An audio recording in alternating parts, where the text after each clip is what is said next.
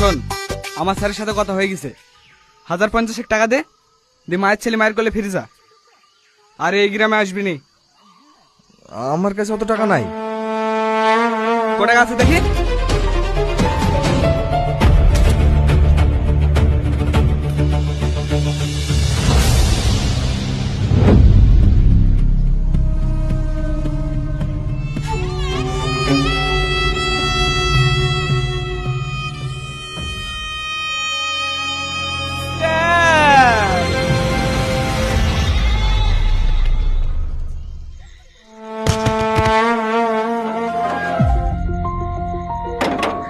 আরো 4 জন আছে, ওদের অ্যাড্রেসটা নিয়ে ইমিডিয়েটলি অ্যারেস্ট করো।